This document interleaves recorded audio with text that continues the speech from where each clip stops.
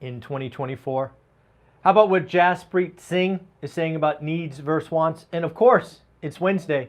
We need to talk about the JOLTS report. Folks, this is the daily financial news for January 3rd. And first, let me get something out of the way that I should have done yesterday, but I didn't. So I want to make sure we do it today because it's important to me and hopefully it's important to you. And that is recognition of folks who are doing the work and writing great offers, and yes, even closing deals. I want to congratulate Andrew for getting his first deal and his golden ticket. I would like to congratulate Paul for getting his next deal, right? You can get as many black cards as you would like. So Paul, congratulations. And then finally, Gustavo and Sandy, congratulations on getting your golden ticket. I'm very proud of you. Your cards will be sent out in the mail. And yes, we are tracking our performance for 2024. So again, Gustavo and Sandy, Andrew and Paul, thank you for letting me know that you've got a deal done and your cards will be in the mail shortly. Let's get into it. It is that week. It is jobs, jobs, jobs. We get the JOLTS report today. We get ADP report tomorrow. And on Friday, we get the Economic Bureau of Labor Statistics, the creme de la creme of the number on Friday. What is going on in the job market? Is it falling apart? Is it strong? These are all important things because it will lead the Fed to make decisions. It will impact earnings, lots of that stuff. So first up, the JOLTS report. And let's give you the numbers that just came in a little bit ago. The JOLTS report, again, is essentially how many jobs are open and available. For the longest time, we were trending above 10 million and then 9 million. Last month, we broke below 9, and the expectations or estimates for this month were 8.85 million. If you remember last month, we had a massive miss to the downside, something like roughly 600,000. We missed again to the downside by not much, however. The JOLTS report came in at 8.79, so we were off about 60,000 job openings.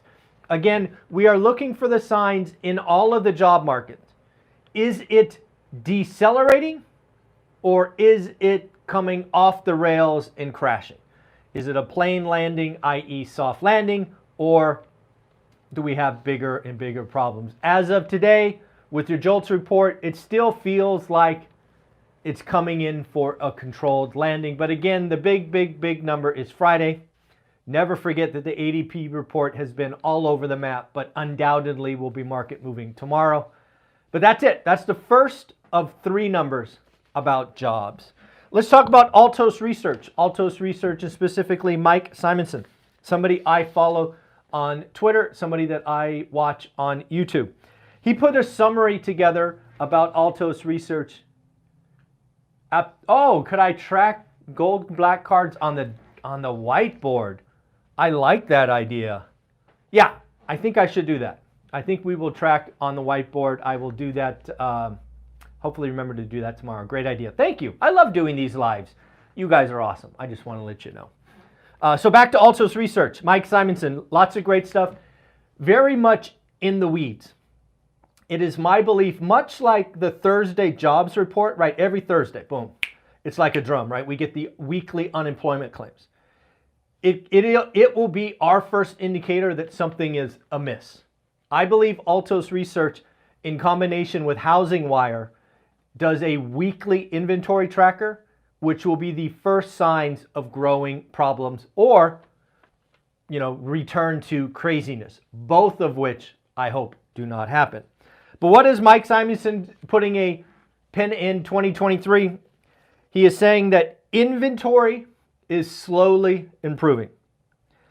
As we ended the year, there were 513,000 single-family homes available. That is up 4.4% year on year. Now, some of that is simply net new listings. Some of that is net new demand falling away. I believe it will get a lot more interesting the 3rd week of January because I am hearing rumblings that these lower interest rates have fired up certain segments of the market. But until we see the data, I'm not sure what to believe because there's lots of fake news out there. but we shall see hopefully in the next 2 weeks or so. Number two, so number one, inventory slowly improving. Number two, sales are increasing. This is wild. Sales were up 20% year on year to end the year. Right? You got to remember, we've talked about this a bunch on this channel. Last November, December, January were horrible. The market essentially stopped. As we finished up 2023, sales were improving. Number three, price cuts are falling. Now, folks, I don't know if you know this, and I know there's a lot of people that like to take pictures of Zillow and this and that price cuts. Did you know throughout the course of history, homes on average have 1/3 price cuts? It makes sense. Sellers come out with some aggressive number. Yours truly might call it wish pricing. Sometimes it sells, sometimes it doesn't. So it is not unheard of to have upwards of 1/3 of active listings, whether it's 2015, 2018, 2023, it doesn't matter, about 1/3. So price cuts, 34.8%, so slightly above 1/3, but down 1.5% year on year. Again, makes sense, right?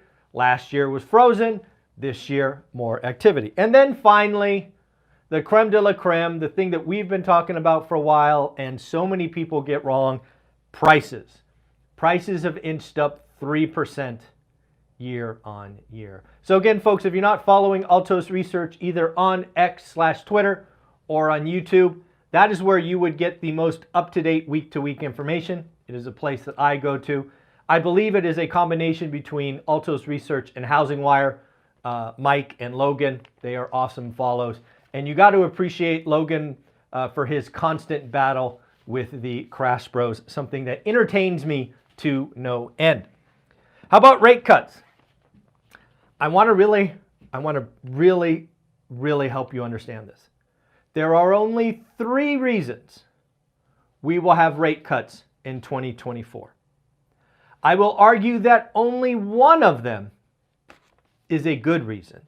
The other 2 are kind of be careful what you wish for. The market's asking 6, UBS is talking 9, the Fed is talking 3. So rate cuts are coming. But how many? So I ask you to think about this. There are 3 choices. What are the percentages of each? 1, inflation is falling. The Fed wants to maintain a restrictive nature of about 200 to 250 basis points. So they will tinker to maintain their restrictive posture and not get more restrictive, right?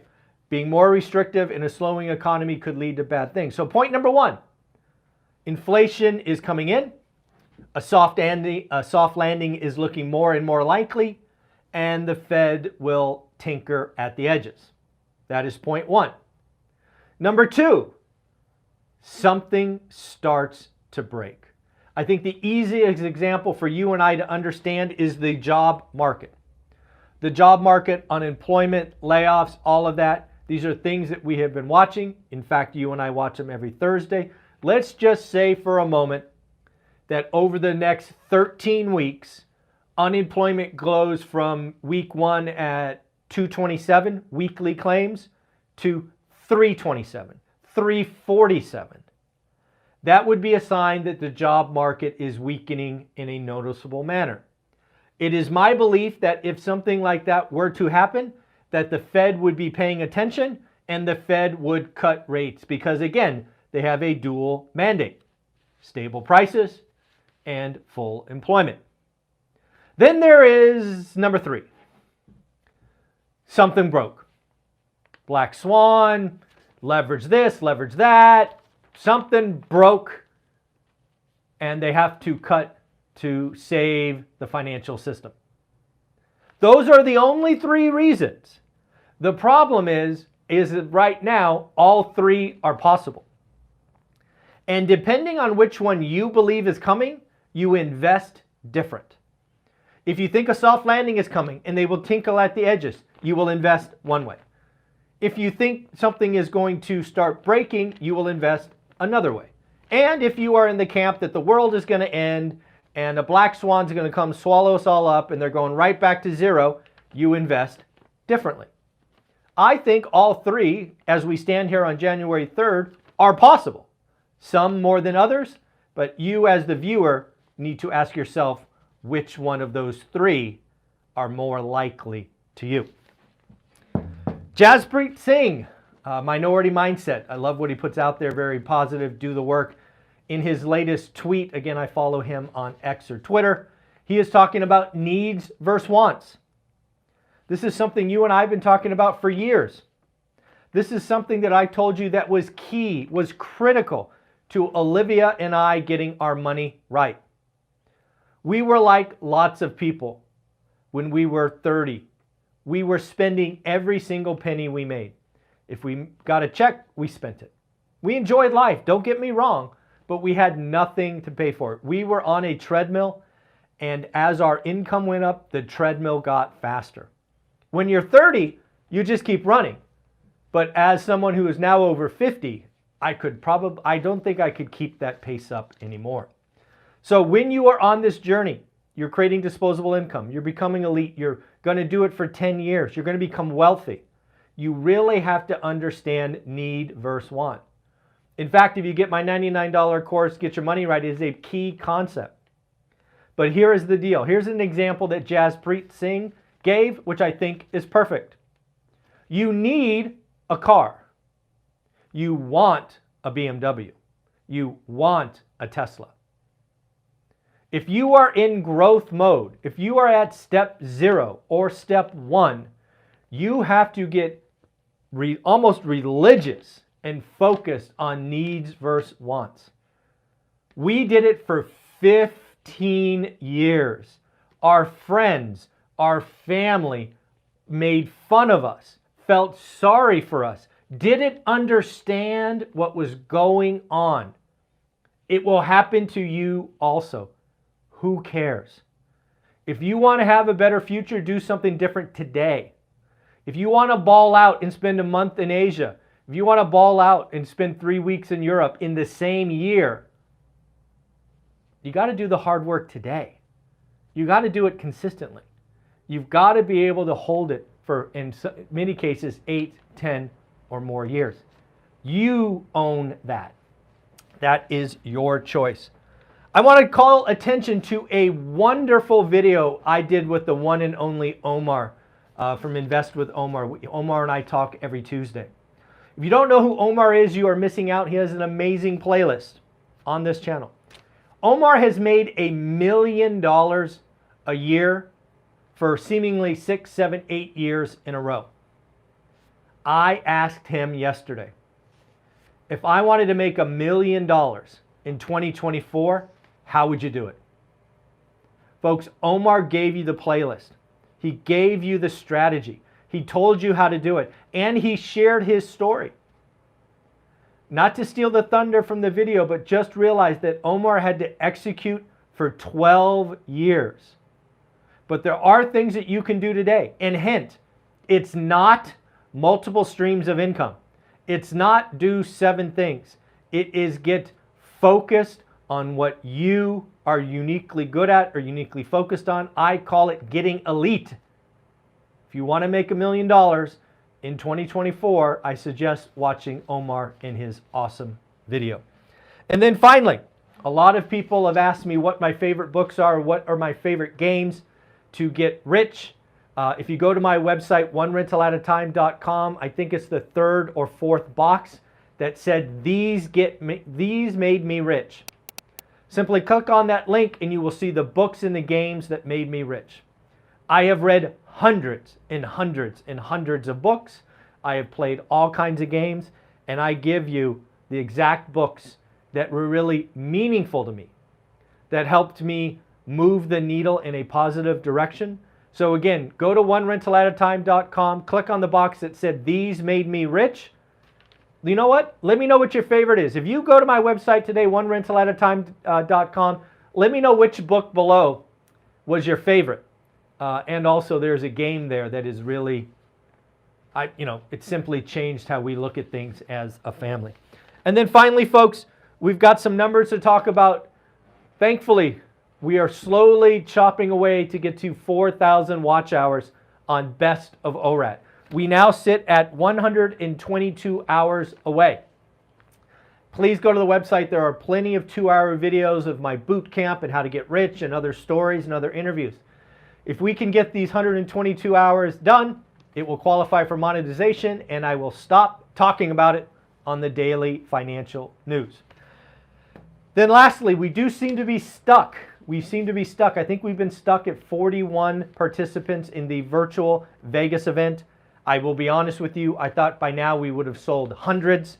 I think the opportunity to spend $99 to get access to 21 millionaires plus get the video after was a ridiculous price. Maybe I was wrong. Maybe I was wrong. But at the end of the day, we've got 41 people coming. I've already paid for it, so it will happen. And again, remember this, if you like to save money, I will undoubtedly sell this after the fact. It's not going to be $99. I want to get some motivation. I know some of you can't be there for the weekend because you're going to do some stuff for President's Day. If you like saving money, buy it now so you get access as soon as it's coming. And one more thing. Sorry, I dropped a card. This is when I normally should do these, so let me do them one more time. Congratulations, Paul, for getting your next deal.